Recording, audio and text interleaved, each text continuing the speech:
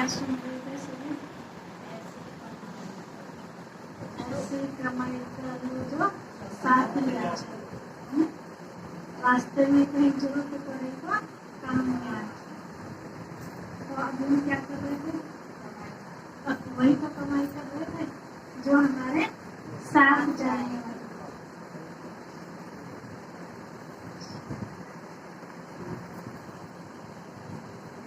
दुनिया वालों को भी पता है इस बात का कि साथ जाने वाला क्या है, लेकिन साथ ले जाने वाली कमाई के लिए हमारे अंदर पावर चाहिए, हिम्मत चाहिए। वो हिम्मत हर किसी के अंदर नहीं है ना। जैसे यहाँ लौकिक में भी देखा जाता है, कोई बुढ़ापे के लिए अपने जोड़ने लगते हैं तो बाल बच्चे क्या करते हैं? टांग खींचते हैं, है ना। अड़ोसी पड़ोसी क्या कहते हैं? अरे कहाँ लेके जाओगी इतना, है ना, खाओ पियो मौज करो। लेकिन जो समझदार होते हैं वो वर्तमान में भी ठीक रहते हैं और भविष्य का भी सोच कर चलते हैं कि ये जोड़ा हुआ धन हमारे उस समय काम आएगा जब हमारा ये धन कमा नहीं सकता, है ना। तो ये समझदार की पहचान है। ऐसे ही ये अलौकिक कमाई है। इस अलौकिक कमाई के लिए भी लोग हमारे कितने काम खींचते हैं, है ना। कहाँ जा रहे हो, क्यों जा रहे हो, क्या कर रहे हो। तो बाबा हमें बताते हैं आज की जो मुरली है, किसने सुनी है? हाथ खड़ा करेंगे। अच्छा, बस आपने सुनी है, आपने नहीं सुनी है? हाँ जी, शाम को चले। अच्छा, आज की जो मुरली है बिल्कुल जैसा हम गीत सुन रहे थे ऐसे ही मुरली है। तो मुरली का टाइटल है सत्य और असत्य का अंतर। सत्य से क्या होता है और असत्य से क्या होता है। आज तक हम भक्ति मार्ग में ये सब बातें सुनते आए हैं कि कहीं कहीं असत्य भी सत्य से बढ़कर हमें इनाम दिलाता है, कहीं कहीं, है ना। जैसे उदाहरण के तौर पर हर एक गाय का उदाहरण देते हैं कि गाय के पीछे कसाई भाग रहा हो तो अगर आपने उसे बचाने के लिए झूठ बोल दिया तो वो लाख सत्य से भी ज्यादा है ना। ऐसे ही कोई मंदिर में जा रही है, कोई भक्ति में और उसको कोई जाने नहीं देता है, अच्छा काम करने नहीं देता है, उस समय अगर आपको झूठ बोलना पड़ जाए तो वो भी लाख सत्य से ज्यादा है। वैसे आज बाबा ने अंतर बताया है कि वास्तव में असत्य क्या है और सत्य क्या है। असत्य से क्या नुकसान होते हैं और सत्य से कितने फायदे होते हैं। दुनिया के अंदर दो ही चीजें देखी गई हैं जिस आधार से दुनिया चल रही है ना, सत्य और असत्य। दो ही तो चीज है दुनिया के अंदर, सच और झूठ, है ना। और जो संसार टिका हुआ है, चल तो रहा है, लेकिन कहीं आके हमें टिकना पड़ता है, उसको कहते हैं विश्वास, है ना। विश्वास के ऊपर हम सबके संबंध आपस में टिके हुए। जिस दिन विश्वास खत्म हो जाएगा उस दिन ये संबंध तो क्या सबकी दुनिया ही खत्म हो जाएगी। तो बाबा ने आज बहुत अच्छी तरह ये हम सबको खोल करके बताया है। आज से 30 वर्ष पहले के बाबा की भी महावाक्य है। इतने पहले समय बाबा ने हम सबको ये चेतावनी दे दी थी कि बच्चे आने वाला समय ऐसा ऐसा होगा, उस समय आपको क्या करना होगा। जो गीत हम सुन रहे थे कि रास्ते चलते वो कमाई कहीं काम आ जाए। तो ये जीवन हमारी नर्क से स्वर्ग की तरफ जा रही है, यात्रा है, ये हमारे जीवन रूपी यात्रा है ना। तो इस यात्रा में आज हम दुनिया के हिसाब से भी देखते हैं, हम कहीं जा रहे होते हैं, कई बड़ी दुर्घटनाओं से हम बच जाते हैं। तो कहने में क्या आता है, भगवान का लिया गया, भगवान का लिया गया नहीं, कोई श्रेष्ठ कर्मों का लिया गया हमारे सामने आ गया। तो यही वो कमाई जो हमने पहले करी थी और अब जीवन रूपी यात्रा में हमारे यहाँ वो काम आ रही है। लेकिन कितनी हमने वो कमाई कर ली, ये तो हमारे पास हिसाब नहीं है ना, जो हम देख सके, है ना। स्कूल कमाई को तो हम देख सकते हैं कि हमारे अकाउंट में कितना जमा है, या हमारे घर में कितना राशन है, या नगद कितना रखा हुआ है। लेकिन ये सूक्ष्म कमाई पर हम देख ही नहीं सकते, है ना। कैसे नहीं देख सकते? कहानी में बताते हैं कि एक बच्चा था, बच्चा पढ़ने में दिलचस्पी नहीं रखता था, लेकिन माता पिता, उसके गुरुजन सभी मेहनत करते थे कि बच्चा कुछ पढ़ ले, बच्चा कुछ पढ़ के समझदार बन जाए। तो उस बच्चे को बताया कि अगर तुम पढ़ लोगे तो बड़े कलेक्टर बन जाओगे। उसने कहा अगर कोई कलेक्टर बनना ही ना चाहे तो, है ना, तो क्या फायदा ऐसी पढ़ाई का जब मेरी इच्छा ही नहीं है कलेक्टर बनने की। तो फिर दूसरे शब्दों में बताया कि अच्छा सुखी तो बनना चाहोगे? बोला हाँ सुखी तो बनना चाहूंगा। तो सुखी बनने के लिए भी पढ़ाई करनी बहुत जरूरी है। तो बोला अच्छा उसके लिए पढ़ने के साथ साथ और भी कुछ करना पड़ेगा, बस ये अक्षर ज्ञान ही सीख लो? बोला नहीं, और भी कुछ करना पड़ेगा। पढ़ाई से आपको जो इतने हमारे बड़े बड़े ऋषि मुनि चले गए हैं, हमारे देवताओं की कहानियां जो हैं, उनके अंदर क्या थी बातें वो आज किताबों के अंदर है ना। तो आप पढ़ना ही नहीं सीखोगे तो फिर उनकी बातों का आपको पता कैसे चलेगा? और जब पता नहीं चलेगा तो आप उसको प्रैक्टिकल में कर कैसे पाओगे? और जब प्रैक्टिकल में नहीं करोगे तो उसका फल कैसे पाओगे? तो ये बात बच्चे को समझ में आती। तो एक गुरु ने उसको ये बात बताई कि छोटी सी बात मैं आपको बताता हूँ, इसका ध्यान रखना अगर सुखी रहना है। आज के टाइम भी हम सब देखते हैं कि सब कुछ हमारे पास है, लेकिन धन हमारे पास नहीं है, तो सुखी रहते हैं? आज प्यास भी लग रही है तो पानी भी कैसे आ रहा है? पैसों का। तन भले निरोगी है मेरा, लेकिन दूर दूर तक नल नहीं है, पानी नहीं दिखाई दे रहा, और तन निरोगी भी क्या हो जाएगा? थोड़ी देर में रोगी बन जाएगा। भूख लग रही है लेकिन उस चीज को प्राप्त करने के लिए मेरे पास धन नहीं है ना, तो भी मैं रोगी बन जाऊंगी, है ना। तो मतलब सारा निचोड़ जो आज के टाइम देखा गया है, पहले नंबर पर है भगवान और दूसरे नंबर पर है धन, बाकी सब तीसरे नंबर पर है ना। पहले कहा जाता है, दुनिया में कहा जाता था ऐसा कि पहला सुख निरोगी का है, लेकिन आज का सुख क्या है? घर में हो माया, है ना। ऐसे है ना, सुखी तो है लेकिन बिना धन के सुखी नहीं रह सकते। तो ये बाबा ने हमें अविनाशी कमाई कराई। तो बच्चे को बताया कि वो अविनाशी कमाई क्या है। जितना आप किसी की मदद करोगे तो उतना आपकी गुल्लक में 1 रुपया आता जाएगा हर बार। अब सवेरे से लेकर रात तक आप कितने लोगों की हेल्प करते हो, उतने रुपए आपकी। उसने प्रैक्टिकल करके देखा, स्कूल से जैसे बाहर निकला तो कोई बुजुर्ग थे सड़क पार करने के लिए खड़े थे, तो उसने देखा ये तो बहुत अच्छा काम है, मेरी गुल्लक में 1 रुपया आ जाएगा। तो आजमाने के लिए उसने उनको हाथ पकड़ के सड़क पार करा दी। तो उन्होंने दुआएं दी, बेटा जीता रहा, तू पढ़ लिख के बड़ा नवाब बन जा, ऐसे से। तो उसने कहा वो तो सब ठीक है, लेकिन मुझे जो चाहिए तो उसको तो पैसे चाहिए थे ना, वो मिलना चाहिए। तो घर जाके उसने देखा उसकी गुल्लक में 1 रुपया आ गया। अरे ये तो बड़ा कमाल हो गया। फिर मम्मी ने कुछ काम बताया तो कहा, ये शिक्षा उसको मिल रही थी पहले से कि बड़ों का कभी ना नहीं करना, हाजी का पाठ करना। तो बोला मम्मी ने मुझे काम बताया, चलो मैं करके देखता हूँ। काम करके देखा, वापस जाके देखा तो उसमें 2 रुपये हो गए। ऐसे उसने शाम तक 7-8 रुपए कमा लिए, है ना। और साथ में कमाने के वो तो है ही आगे के लिए कमाई, लेकिन साथ ही साथ उसको क्या मिल रही थी? खुशी मिल रही थी।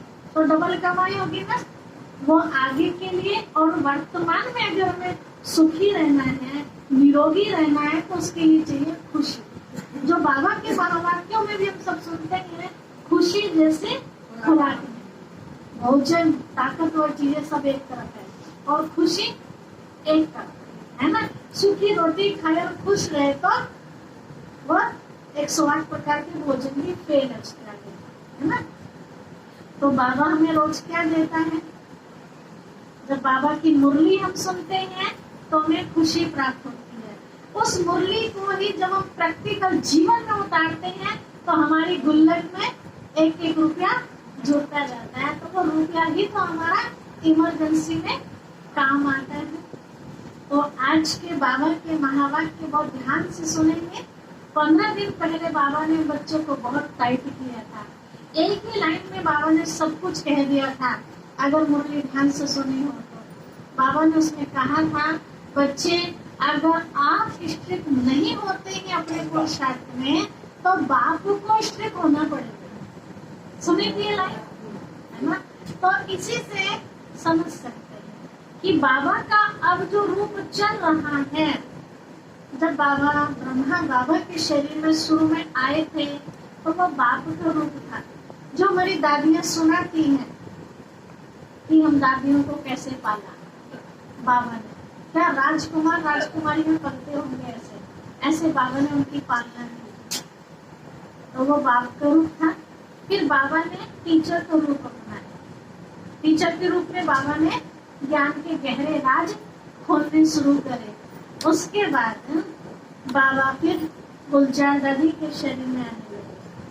तो बाबा ने सतगुरु का पान शुरू किया। सतगुरु का मतलब वरदान देने चालू किया, है ना। उससे पहले वरदान बाबा नहीं देता था, केवल शिक्षा देता था, ये ऐसे ये ऐसे ये ऐसे ये ऐसे। सतगुरु बन के बाबा ने वरदान देना चालू किया। और अब बाबा गुलजार दादी के भी शरीर में नहीं आ रहा। तो सतगुरु के बाद कौन सा रूप है? धर्मराज का रूप है ना। तो अब जितने भी हम बाबा की मुरलियां प्राप्त करते हैं, ध्यान से आप देखिए एक एक पॉइंट बाबा की कितनी सीरियस है। और अगर धर्मराज का रूप भी हम नहीं समझेंगे तो फिर एक 5वां रूप भी है जो भक्ति मार्ग में कहा कि कालों का काल महाकाल भी है, छोड़ेगा किसी को नहीं, है ना। सुनते हैं कि जब देता है तो छप्पड़ फाड़ के देता है, मतलब हमारे मन चाही देता है, और जब लेगा तो चमड़ी उधेड़ देगा, है ना। तो अब वो रूप आने वाला धर्मराज का तो चल रहा है। धर्मराज का मतलब डंडा दिखाना, ठीक है। अब दिखाने से नहीं काबू में आ रहे तो फिर मारने पड़ेगा ना, देखो। तो आज के बाबा के कुछ इसी तरह के बाबा के क्लियर शब्दों में महावाक्य सुनेंगे। टाइटल है सत्य और असत्य का विशेष अंतर। सत्य और असत्य का विशेष अंतर। आज दिलाराम बाप अपने सर्व बच्चों के दिल की आश पूर्ण करने के लिए मिलन मनाने आए। इसकी आशा पूरी करने के लिए बच्चों की इच्छा होती है ना बाबा से मिले, तो अव्यक्त में तो मिलते, लेकिन साकार में बाबा से मिले तो वो इच्छा पूरी करने आए हैं। अव्यक्त रूप में तो सदा सब बच्चे मिलन मनाते रहते हैं। अभी भी तो हम अव्यक्त में मिलन मना रहे थे ना बाबा के साथ। फिर भी व्यक्त शरीर द्वारा अव्यक्त मिलन मनाने की शुभ आश रखते हैं। इसीलिए बाप को भी अव्यक्त से व्यक्त में आना पड़ता है। बाप दादा इस समय चारों ओर देश विदेश के बच्चों को देख रहे हैं। बैठे भले एक जगह है, लेकिन बाबा देख रहे हैं पूरे विश्व के बच्चों। कौन कहाँ बैठा है, हम समझो बैठे तन से क्लास में और मन से, तो वो तो बैठना नहीं हुआ ना। तो बाबा को वो भी, बाबा के पास ऐसा कैमरा अंदर बाहर दोनों दिखाई देता है। तो इसीलिए बाबा ने कहा कि बाबा देश विदेश सभी बच्चों को देख रहे हैं। मन से मधुबन में है, आप साकार में हो और अनेक बच्चे अव्यक्त रूप में मिलन मना रहे हैं। यहाँ भी हम सब तो साकार में आ गए। कितने बाबा के बच्चे ऐसे जो आना चाह रहे थे लेकिन मौसम की वजह से नहीं आ पाए। एक मौके तो फोन हमारे पास भी आए, बच्ची बारिश हो रही है, हमारा मन था वो खाने का लेकिन हम नहीं आ पा रहे, बारिश बंद होगी तो हम जरूर आएंगे। तो मन से तो वो यहाँ पहुंच गए ना, कोई किसी और कारणवश नहीं पहुंच पाए, अकेले की वजह से कि उनको कोई साथ नहीं मिल पाया।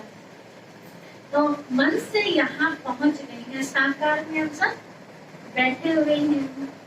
बाप दादा भी सब बच्चों के स्नेह का रिटर्न दे रहे हैं जहाँ भी हैं, लेकिन याद द्वारा बाप के समीप दिल में है। शरीर से भले कहीं भी है, लेकिन याद के द्वारा बाबा के दिल के समीप है।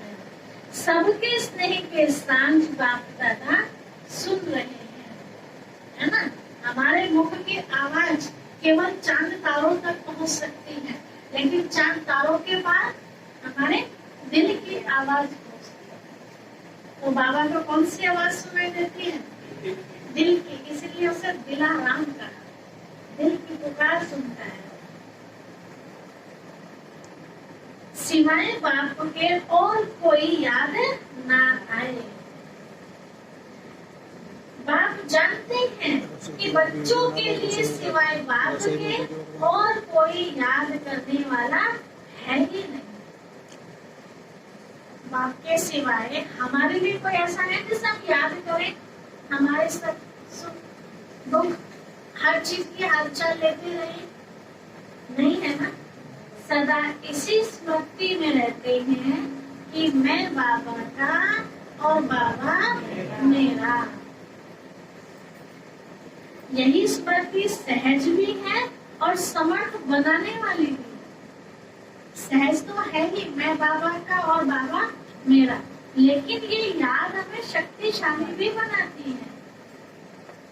ऐसा स्मृति स्वरूप किस नहीं बच्चा, साकार में तो क्या, लेकिन स्वप्न में भी कभी असमर्थ नहीं हो सकता, है ना। जागते जागते तो समर्थवान है ही, लेकिन स्वप्न में भी वो माया से हार नहीं खा सकता।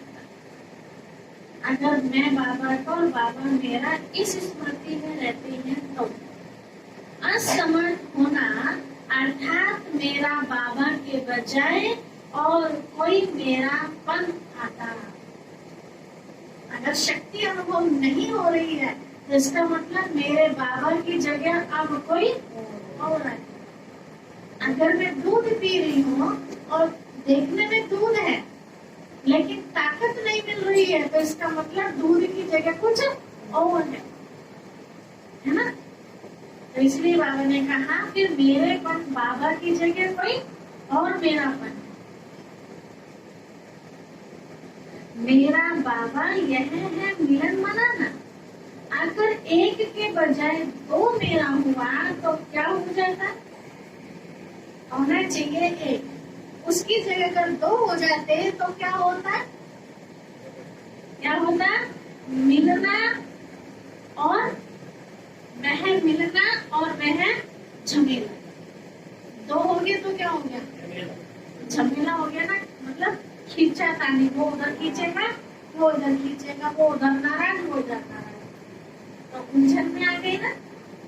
कई बच्चे समझते हैं कि बाबा तो मेरा है ही, लेकिन और भी एक दो को मेरा कहना ही पड़ता है। बाबा तो मेरा है ही, लेकिन और भी तो चाहिए ना, काम निकालना पड़ता है, और भी तो मेरे चाहिए। कहते हैं और कोई नहीं, सिर्फ एक आधार चाहिए, सिर्फ एक आधार चाहिए। लेकिन वायदा क्या है? एक बाप दूसरा ना कोई, या एक बाप एक और भी। क्या है वायदा? एक बाप दूसरा ना कोई। नाम सब पार्ट बजा रहे हैं ना, एक्टर के रूप में हमें लेन देन भी करनी, सारे काम करने हैं, लेकिन दिल तो मैंने एक को दिया ना, तो उसके अलावा कोई और बीच में नहीं। तो ऐसा तो वायदा नहीं किया कि एक बाप और कोई एक और भी भूले बन जाते हो। उस एक में अनेक समाये हुए होते हैं। वो एक इतना शक्तिशाली है, उसमें सारा संसार समाया हुआ है, इसीलिए झमेला हो जाता है। एक से दूसरे को भी सांप लेते हैं। तो झमेला, मिलना नहीं, मेला नहीं, झमेला हो जाता है। इस पुरानी दुनिया में भी ऐसे खिलौने मिलते हैं, एक बाहर, जो बाहर से एक दिखाई देता लेकिन एक में एक होता है। आजकल डिब्बे भी आए ना ऐसे, एक के अंदर एक ऐसे, एक बाल्टी में भी एक के अंदर एक ऐसे, ऐसे खिलौने भी मिलते हैं, एक में एक होता है। एक खोलते जाओ तो दूसरा निकलेगा, दूसरा खोलेंगे तो उसमें फिर तीसरा निकलेगा। तो यह भी ऐसा ही एक खिलौना है। कौन? शिव बाबा। शिव बाबा भी खिलौना। खिलौने से क्या होता है? मनोरंजन होता है ना, हमें खुशी प्राप्त होती है, टेंशन हमारा खत्म हो जाता है। तो शिव बाबा भी क्या है?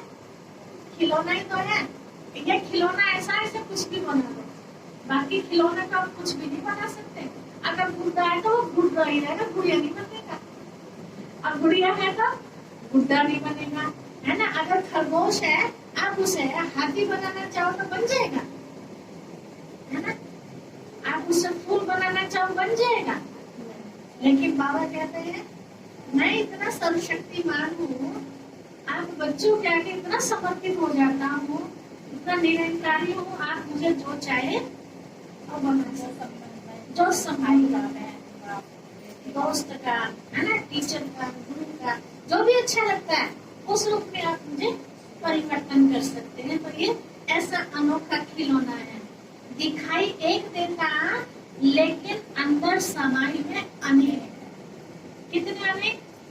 गिनती से बाहर। और जब झमेले में चले गए तो मिलन मनाना कैसे हो सकता है? झमेले में ही लगे रहेंगे या मिलन मनाएंगे? हाँ, किधर जाऊँ तो झमेले में हो गया। बाबा ने कहा झमेले में लगे रहोगे, अंत समय आ रहा है, या मिलन भी मनाओगे? सिर्फ दो नहीं सोचो, सिर्फ एक सोचो। सिवाय एक बाप के संकल्प में भी अगर कोई आत्मा को व प्रकृति के साधन को मेरा सहारा स्वीकार किया तो यह ऑटोमेटिक ईश्वरीय मशीनरी बहुत फास्ट गति से कार्य करती है। कितना फास्ट गति से कार्य करती है ईश्वरीय मशीनरी? जिस सेकंड अन्य को सहारा बनाया, देखो सेकंड की बात है, एक सेकंड भी किसी को सहारा बनाया, उसी सेकंड मन बुद्धि बाप से किनारा हो जाता। तो कितनी तेजी भागो बाबा।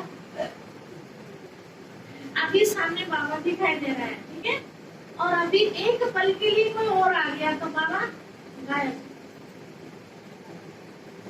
कितना तेज भागता है। सत्य बात से किनारा होने के कारण बुद्धि असत्य को सत्य, रॉन्ग को राइट मानने लगती है, मतलब वही सब कुछ दिखने लगता है देर आने। उल्टी जजमेंट देने लगती है बुद्धि। जब बात किनारे हो गया तो फिर किसका साया आ गया? रावण का आ गया। तो रावण क्या कराएगा? रावण क्या कराएगा? जैसे रामायण में हम सबने देखा है ना, राम का साथ छूटा सीता से, है ना, तो किसका साया आ गया? रावण का। पहचान न सके, है ना, तो झमेले में पड़ गई ना। कितना लंबा समय तक झमेला चला बेचारी का, रोती रही रोती रही। तो ऐसे हमें भी बाद में क्या करना पड़ता है? फिर रोना ही तो पड़ता है। तो उस झमेले के लिए बाबा कहते हैं बच्चे समझ जाओ, अपने आप को बचा लो। तो उल्टी जजमेंट देने लगते हैं। कितना भी कोई समझाएगा कि राइट नहीं है, लेकिन वह यथार्थ को, सत्य को भी असत्य की शक्ति से समझाने वाले को भी रॉन्ग सिद्ध कर देता है। ऐसा बुद्धि पर पर्दा लग जाता है कि फिर कुछ दिखाई ही नहीं। चट्टा बना दिया, चट्टा बना दिया। लगता है ना भी कोई स्वार्थ है शायद हमारे से, इसीलिए हमें समझाया जा रहा है। आज किसी की घटना थी, उन्होंने जो हमें बताया, घटना क्या थी, कुमार भाई तो परिवार में बंटवारा होने लगा। ठीक है, देखो ये हमारे समय समय पर हर कदम पर माया देखती है, इधर बाबा भी देखता है ना, कि बच्चा क्या निर्णय लेता है। अगर बाबा के शब्द हमें याद है, बाबा की श्रीमत हमें याद है, तो नहीं आ पाते। और जहां बाबा भूले, थोड़ा सा भी मोह आया, तो क्या होगा? नहीं है ना। तो उस आत्मा के सामने भी ऐसी ही परिस्थिति, घर को इस टाइप का बना हुआ है कि बांटे तो कैसे बांटे, बंटवारे में समझ में नहीं आ रहा, मतलब लंबा है, चौड़ा होना तो ऐसे से बढ़ जाएगा, या तो पीछे का हिस्सा मिलेगा या आगे का मिलेगा, है ना, समझ में नहीं आ रहा। तो क्या बोला गया उसको, भाई ने किसी के थ्रू, जीजा के थ्रू बोला कि इसका तो कोई है नहीं, इसे रोटी तो खानी है, और क्या करना है, तो रोटी तो हम देते रहेंगे ना, और क्या करना है इसको, तो मैं सारे को तोड़ के मैं अपने हिसाब से बना लेता हूँ, और भी भाइयों का हिस्सा। बोला फिर मैं किसी को हाथ नहीं लगाने दूंगा। अब वो सारा कट्टर होगा, पुराना जमाने का मकान। तो उन्होंने फिर बोला कि फिर पूरी जिम्मेवारी लेनी पड़ेगी अंत समय तक, उनको हानि है, बीमारी है, कुछ भी है, शरीर का हिसाब किताब, तो वहां चुप। अब इसका मतलब क्या है?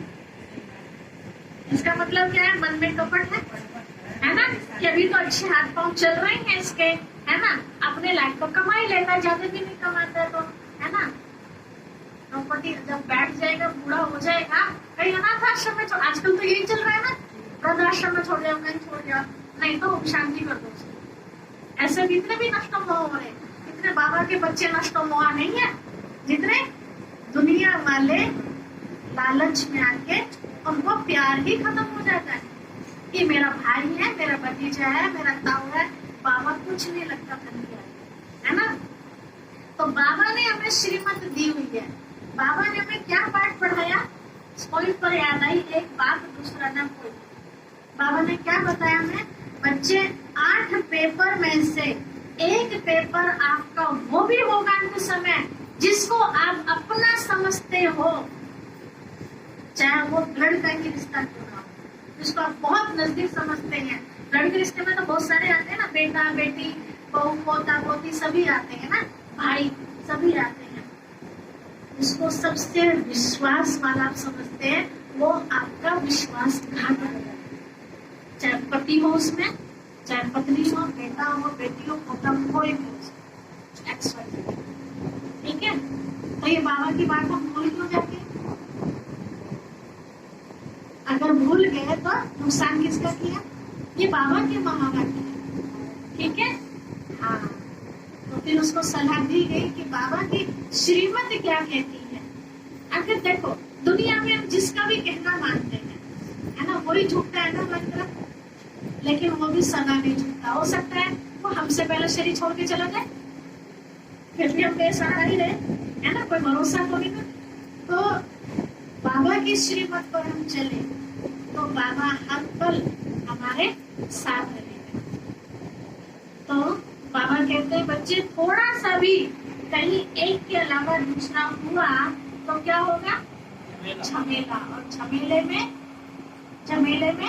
रोना पड़ेगा, है ना। तो कोई भी निर्णय लेने से पहले हम बाबा की श्रीमत को आगे लें। श्रीमत क्या कहती है, समझ में नहीं आता तो बाबा के जो निमित्त बने बच्चे हैं उनसे भी सलाह ले सकते हैं कि हम ऐसे में क्या करें, ठीक है। तो सलाह लेने का तो पैसा तो नहीं दिएगा ना।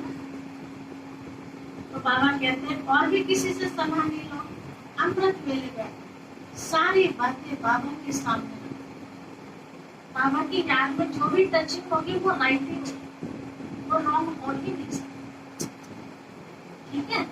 तो बाबा कहते हैं बच्चे सिवाय एक बाप के संकल्प में भी अगर कोई आत्मा को वह प्रकृति के साधन को मेरा सहारा स्वीकार किया तो ऑटोमेटिकली बाप क्या हो जाएगा?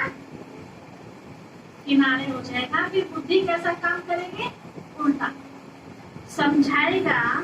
कोई समझाएगा कि ये राइट है, लेकिन वह यथार्थ को, सत्य को भी असत्य की शक्ति युक्ति से समझाने वाले को भी रॉन्ग सिद्ध करेगा। ये सदा याद रखो।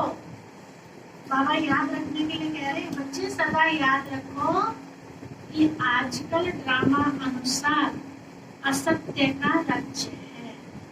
किसका राज्य चल रहा है? असत्य। इसका वॉल्यूम थोड़ा कम रखो।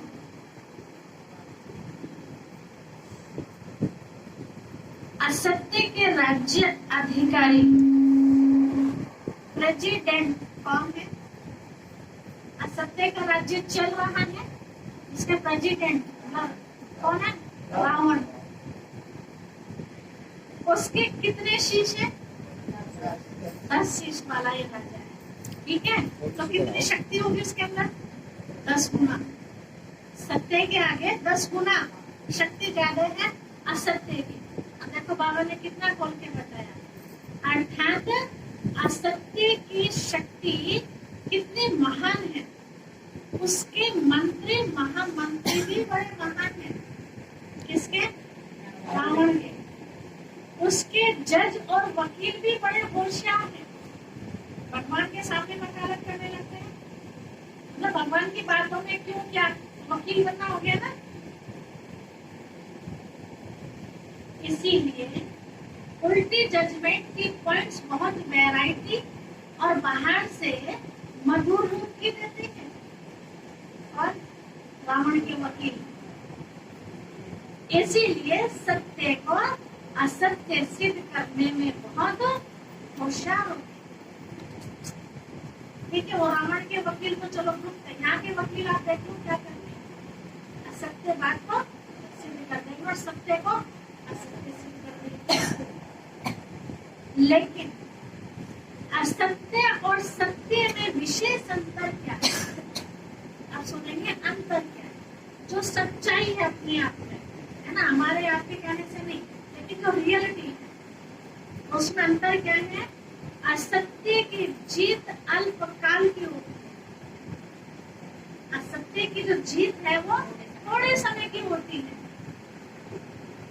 क्योंकि असत्य का राज्य ही अल्पकाल का है, सदाकाल का तो है नहीं, खत्म होने वाला है। सत्यता की हार अल्पकाल की होती है, असत्यता की जीत अल्पकाल की और सत्यता की हार अल्पकाल की, थोड़े समय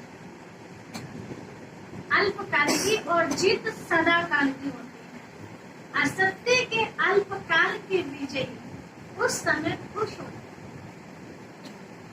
असत्य वाला जीत गया तो कितना खुश होगा, लेकिन अंदर में तो फिर भी कुट कुट होता रहेगा ना। बाहर से तो खुश होगा कि मैं जीत गया।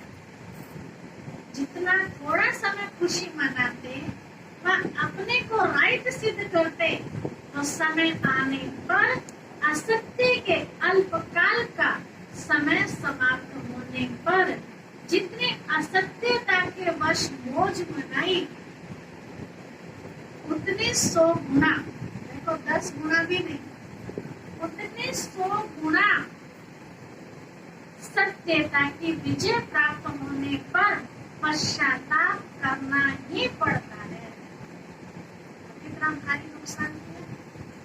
थोड़े समय की खुशी के लिए सदाकाल की खुशी को हमने गायब कर दिया, क्योंकि बाप से किनारा हो गया। असत्य का सहारा लिया तो बाप को किनारे हो ही गया, तो पहला नुकसान तो ये हो गया, भगवान ने किनारा कर लिया मेरे से। क्योंकि बाप से किनारा स्थूल में किनारा नहीं होता, स्थूल में तो स्वयं को ज्ञानी समझते हैं कि अपने बुद्धिमानी से हमने जीत पा ली। स्थूल में तो ज्ञानी समझते हैं, तो स्वयं को ज्ञानी समझते, लेकिन मन और बुद्धि से किनारा हो जाता है। किससे? बाप से। उसका योग लग नहीं सकता। गारंटी। जो असत्य के सहारे से जीतते हैं उसका योग लग ही नहीं सकता, बार बार वही बात टकराए। किससे किनारा हो जाता है? बाप से किनारा होना, अर्थात सदाकाल की सर्व प्राप्तियों के अधिकार से संपन्न के बजाय अधूरा अधिकार प्राप्त होना। नुकसान होगा। ये पहली बात बताई। असत्य का सहारा लेने से बाप का सहारा छूट गया। जब बाप का सहारा छूट गया तो बाप के पास जो कुछ भी है वो भी खत्म हो गया। कई बच्चे समझते कि असत्य के बल से सत्य के राज्य में विजय की खुशी व मौज इस समय तो मना ले, बाद में देखा जाएगा। इस समय तो मौज कर ले, झूठ झाट बोल के कैसे भी। भविष्य किसने देखा है ना। और इस बात को सभी जानते हैं कि कांटा बोएंगे तो बड़ा होके कांटा हमें लगेगा, किसी और को नहीं। लेकिन वो माया बुद्धि पैसा फिरा देती है कि सब कुछ भूल जाते हैं, बिल्कुल भरेंगे। तो बाबा कहते हैं बच्चे तो क्या करते हैं, क्या सोचते हैं, भविष्य किसने देखा, कौन देखेगा। हम भी भूल जाएंगे, सब भूल जाएंगे। लेकिन यह असत्य की जजमेंट है। ये जजमेंट किसकी आ रही है अंदर से, ये असत्य की आ रही है। किसने देखा, जो होगा देखा जाएगा। और हमें कौन सा याद रहेगा, या इनको अगले जन्म में कौन सा याद रहेगा कि वही है। अभी तो रोते हैं भगवान कौन से जन्म का फल दे रहा तू हमें, आप कैसे याद आ जाएगा जब कोई नहीं दिखाई देता है ना। बाबा कहते बच्चे भविष्य वर्तमान की परछाई है। भविष्य वर्तमान की क्या है, परछाई है। साथ साथ जाएगी, हम कर रहे हैं। बिना वर्तमान के भविष्य नहीं बनता। आज हम दुखी हैं तो भी अपने कारण, सुखी हैं तो भी अपने ही कारण। इस जन्म का तो हमें याद है ना, पिछले 62 जन्मों में क्या किया, क्या किया पता नहीं ना, याद नहीं ना। वही घूम करके आ रहा हमारे साथ, किसी भी रूप में आ रहा है ना। और हम याद करते हैं किसी साथ पढ़ते ही नहीं खराब, फिर हमारे साथ क्यों हो रहा। अच्छा पिछला जरा उसे कौन देखेगा, वो तो हमें देखना पड़ेगा ना, किसी भी तरह से देखना पड़ेगा। किसी एक के यहाँ बच्ची ने जन्म लिया, अभी मुश्किल से 1.5 साल की है बच्ची, 1.5 साल की भी नहीं, अंधी है। बाबा के बच्चे वो कन्या ज्ञान में चलती थी, जबरदस्ती शादी कर दी माता पिता ने। खैर वो भाई भी ज्ञान में चल गया, बच्ची का जन्म होता दोनों को, लेकिन बच्ची अंधी है। बोलते रहते हैं, वो बच्ची भी कहती है मैंने बाबा को बचपन से बहुत याद किया, मैंने ये किया। फिर मेरे पास ये मैं कैसे ब्रह्मकुमारी बनाना चाह रही थी। ऐसा कोई कट होगा ना, वो गरम इसकी सेवा करते हो, आपने सेवा ली होगी ना इससे पिछले जन्म में, कौन करेगा सेवा। अब कन्या के रूप में आ गई सेवा देने, वो भी कैसे अंधी बन गए, बताते कबाब सब कुछ को ये सजा नहीं है क्या, ये सजा। सोचा क्या था, कन्या होगी तो ब्रह्मा कुमारी बना दूंगी, कन्हैया होगा तो ब्रह्मा कुमार बना दूंगी। अब बताइए हुआ क्या सोचने से, हमारे सोचे क्या होता है सब कुछ। हाँ लेकिन पिछला जो कर्ज है इसका कोई भरोसा है ना, याद ही नहीं है ना। वैसे भूतों के साथ घटनाएं हैं, क्या कर सकते हैं। बाबा कहते हैं वर्तमान आपके हाथ में है ना, क्या करना है। वर्तमान से भविष्य अच्छा बना सकते हो, लेकिन भूतकाल को तो उसके लिए काटने के लिए तरीके से बताई बाबा ने। ज्यादा से ज्यादा मुझे याद करो, ज्यादा से ज्यादा दुआएं प्राप्त करो, तो पिछला कम हो जाए। तो बाबा कहते हैं बच्चे असत्य के वशीभूत आत्मा वर्तमान समय भी अल्पकाल के सुख के नाम मान शान के सुखों के झूले में झूल सकती है और झूलती भी है, लेकिन अतीन्द्रिय अविनाशी सुख के झूले में नहीं झूल सकती। अल्पकाल के शान मान और नाम की मौज मना सकते हैं, लेकिन सर्वात्माओं के दिल के स्नेही का, दिल की दुआओं का मान प्राप्त नहीं हो सकता। किसी का दिल दुखाया तो हमारा दिल खुश कैसे हो सकता है, हो ही नहीं सकता। इसलिए बाबा ने कहा वो अल्पकाल के लिए बाहर से तो, लेकिन अतीन्द्रिय सुख की तो अनुभूति हो ही नहीं सकती ना।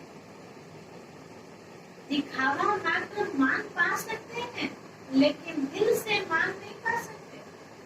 अल्पकाल का शान मिलता है, लेकिन बाप से सदा दिल तक नशीन का शान अनुभव नहीं कर सकते।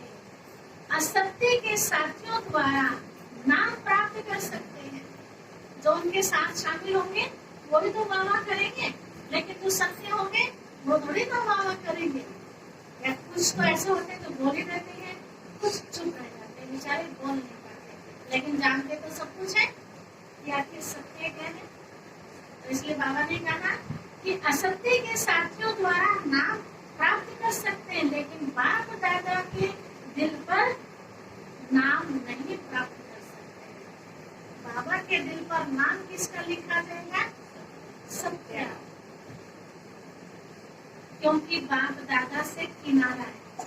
भविष्य की बात तो छोड़ो, है तो अंडरस्टूड है ही, भविष्य में तो जो होगा वो तो है ही, पक्का फिक्स है, कोई टाल नहीं सकता। लेकिन वर्तमान सत्यता और असत्यता की प्राप्ति में कितना भारी अंतर है, कितना भारी अंतर हो गया। पहला नुकसान क्या बताया? बाप से किनारा।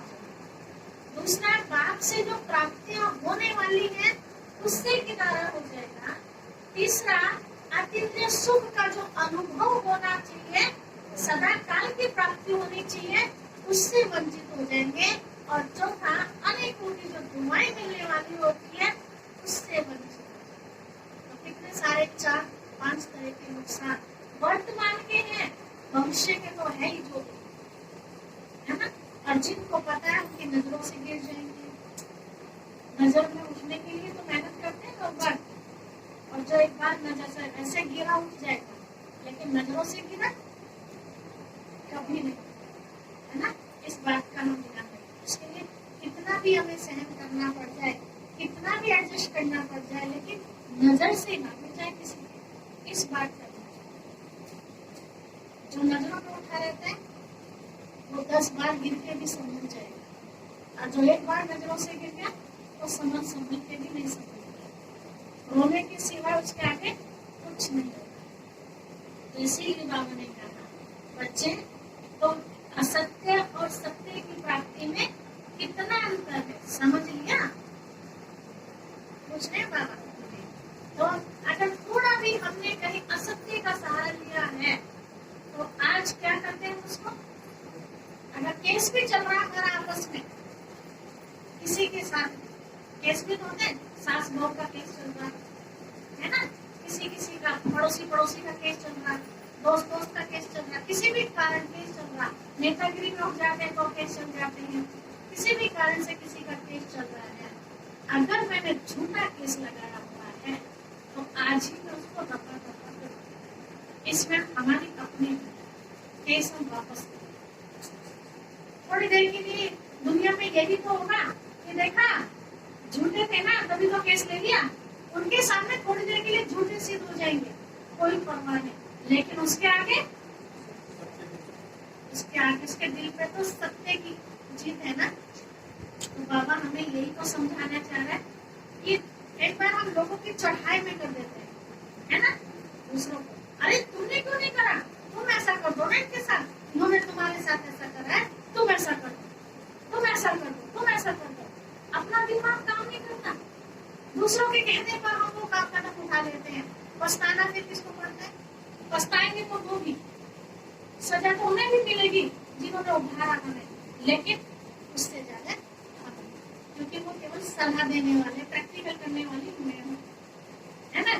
किसी ने सलाह दी मुझे कि इस भोजन में जहर मिला दो, रात कट जाएगी, ठीक है, जिंदगी से पीछा छूट जाएगा। सलाह देके वो अलग हो गया, लेकिन प्रैक्टिकल तो मैंने किया है ना, तो ज्यादा सजा किसे मिलेगी? छूटेगा वो भी नहीं, सलाह देने वाला, है ना। तो इसी तरह कोई भी काम हम करते हैं, असत्य के सहारे से हम अपना नाम चाहते या कुछ प्राप्ति हासिल करना चाहते हैं, कुछ भी हम असत्य के सहारे से, ये याद रखें, कभी वो हासिल होने वाला आज ले लेंगे हम, लेकिन कल हमें कितना गुनाह करके देना पड़ जाएगा। ऐसा ना हो कि अगले जन्म में फुटपाथ पर जन्म लेना पड़ेगा। आज तो मैंने धोखाधड़ी से किसी की प्रॉपर्टी हड़प ली, कल को क्या होगा? ये जो भिखारी पड़े हैं सड़कों पर, ये ऐसे ही तो पड़े हैं, किसी का हड़पा है, इसलिए अपनी छत नहीं है उनके सिर पे, दिमाग नहीं है, सरकार दे रही है तो भी नहीं लेते हैं। सब कर्मों का खेल है हमारे, किसी और का नहीं है। ये मेरे अपने ही बीज बोल के सामने आए। तो बाबा कहते हैं बच्चे समझ लिया, इसलिए बाबा ने कहा समझ लिया। और अभी अगर हम बच्चे नहीं समझेंगे तो फिर बाबा को क्या करना पड़ेगा? बाबा ने कहा तो खुद स्थित हो जाओ या फिर बाप को होना पड़ेगा। तो इसीलिए कहा बाबा ने बच्चे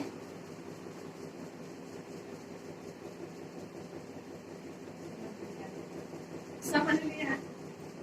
तो कितना भारी अंतर है, एक दूसरा मेरा बनाया।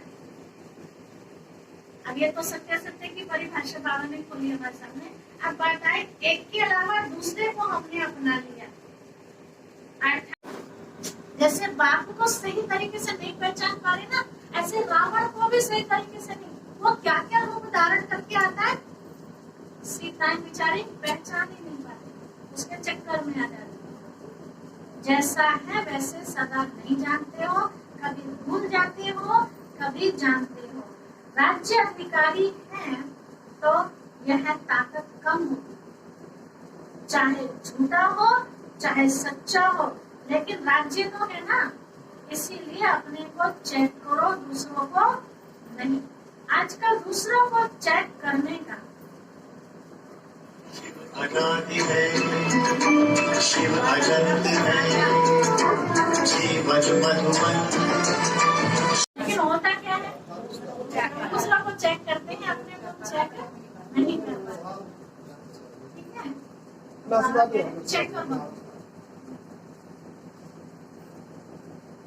माता भी तो नहीं लगी मेरा टाइम का भी तो बाबा कहते हैं बच्चे अपना चेकर बनो और दूसरों का मेकर बनो, मतलब दूसरों के मददगार बनो, उनको सजाने में उनकी हेल्प करो, दिव्य गुणों से, ज्ञान से, शक्तियों से उनको सजाने में मदद करो। और खुद को किन किन चीजों की कमी रहेगी श्रृंगार में, उसकी चेकिंग करो, किस शक्ति की कमी, किस गुण की कमी, कौन सी ज्ञान के गहरे राज की कमी हमारे अंदर है, उसकी खुद की हम चेकिंग करें। क्या क्या हमारे अंदर बुराइयां जो हटनी चाहिए वो हटी नहीं है, उसकी चेकिंग करें। लेकिन करते क्या हो, दूसरों का चेकर बन जाते हो और बातें बनाने में मेकर बन जाते हो। बाप दादा रोज की हर एक बच्चे की कौन सी कहानियां सुनते हैं, बहुत बड़ा किताब है कहानियों का। तो अपने को चेक करो, दूसरे को चेक करने लगते हो तो लंबी कथाएं बन जाती हैं, और अपने को चेक करेंगे तो सब कथाएं समाप्त हो। एक सत्य जीवन की कथा प्रैक्टिकल में चलेगी। सभी कहते हैं बाबा आपसे बहुत प्यार है, सिर्फ कहते हो और करते भी हो। क्या कहेंगे बच्चे? कहते हैं बाबा आपसे बहुत प्यार है, बाबा कह रहे सिर्फ कहते भी हो करते भी हो। ये तो हर एक अपने आप से पूछे क्या करते हैं। अगर जितना बाबा का कहना माने समझो उतना ही परसेंटेज हमारा प्यार है, जितनी परसेंटेज श्रीमत उतने परसेंटेज प्यार। आप खुद को चेक कर ले, किसी पूछने की जरूरत ही नहीं है कितना प्यार है। कभी कहते हो कभी करते हो, कभी कहते हो और कभी करते हो। बाप के प्यार का प्रत्यक्ष सबूत बाप ने दे दिया। क्या दे दिया? जो हो जैसे हो मेरे हो। बाबा ने तो अपने प्यार का सबूत दे दिया, बच्चे तुम जैसे हो वैसे हो मेरे हो। बाबा ने तो स्वीकार कर लिया ना हमें। और कौन सी ऐसी बात है जो बाबा हमारी नहीं सुनता है? किसी बात में ऐसा लगता है हमें कि बाबा हमारी नहीं सुनता है, तो वहां भी कहीं ना कहीं हमारी ही गड़बड़ है।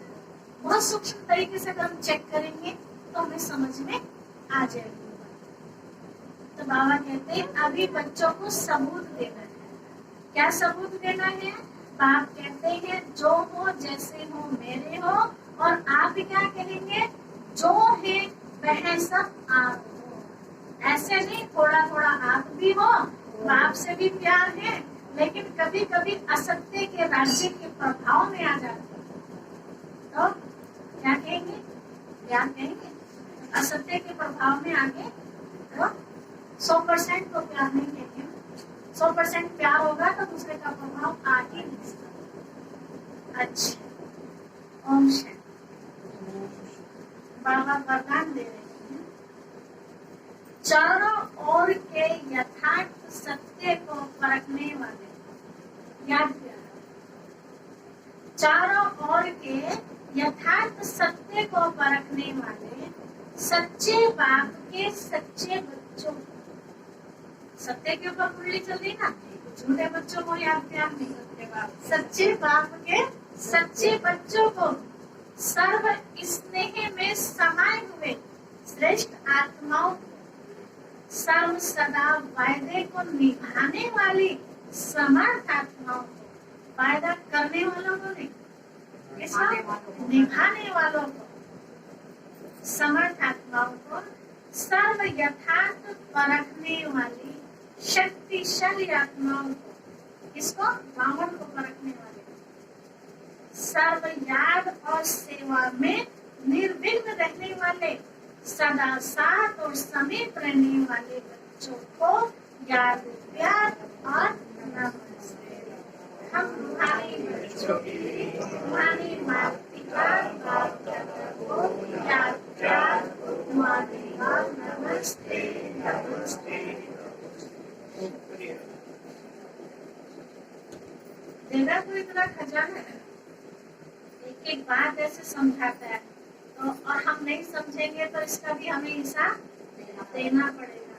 कितना समझाया था, जितनी बार हमें समझाया जा रहा है उतना हम सुनी और सुनी कर रहे तो उतने गंदे हमारे लिए अलग से तैयार हो रहे। गलती के तो है ही, लेकिन सुनी और सुनी करने के भी डंडे हैं। ठीक है, अब बाबा से वरदान प्राप्त करें।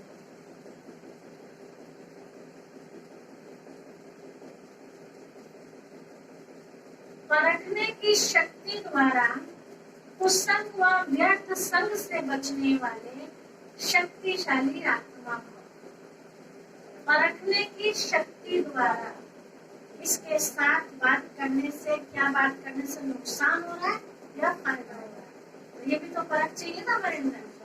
परखने की शक्ति द्वारा कुसंग व व्यर्थ संग से बचने वाले शक्तिशाली आत्मा। कई बच्चे कुसंग अर्थात बुरे संग से तो बच जाते हैं, लेकिन व्यर्थ संग से प्रभावित हो जाते हैं, व्यर्थ में आ जाते हैं। नॉलेज के लिए कोई जानकारी हम ले रही हैं, होनी चाहिए, वो एक अलग बात है, लेकिन जिस चीज की नॉलेज की हमें जरूरत नहीं है वो बातें हम सुन रहे तो वो व्यर्थ में आ जाते हैं।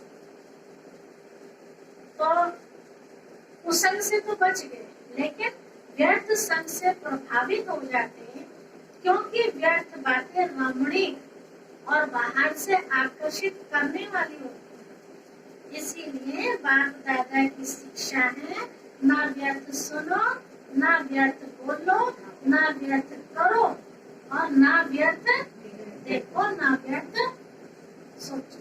कितनी पॉइंट होगी? 5 पॉइंट। महात्मा गांधी के 3 पॉइंट, बाबा ने 2 और लगा दिए, है ना? ना सोचो ना करो। ऐसे शक्तिशाली बनो जो बाप के सिवाय और कोई भी संग का रंग प्रभावित न करे। परखने की शक्ति द्वारा खराब हुआ व्यर्थ संग को पहले से ही परख कर परिवर्तन कर दो, तब कहेंगे शक्तिशाली आत्मा। ठीक है, पहले से समझ जाए, परख के अपने आप को संभालिए, परिवर्तन।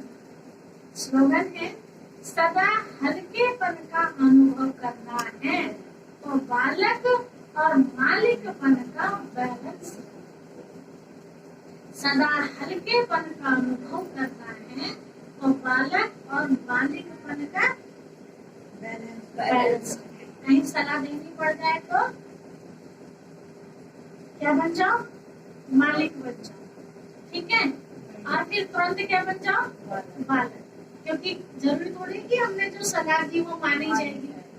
अगर मालिक ही बन के रहे तो फीलिंग आ जाएगी, और फीलिंग ना आए तो तुरंत क्या बन जाओ, बालक। बालक के तो सब बात मानी जा रहा है क्या, तो फील होने के बाद मतलब बालक को मेरी बात को मानेंगे, है ना। बड़ा समझेंगे तो बेटा मेरी बात को मानेंगे। तो कौन आ गया, मामन आ गया, अलग करने के लिए हमें, है ना।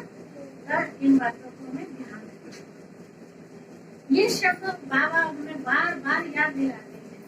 कमी है तो केवल हमारे अटेंशन की कमी। जब बाबा की बात सुनते हैं तो लगता है कि इस बात हमने पहले नहीं सुनी, नहीं लगता ना।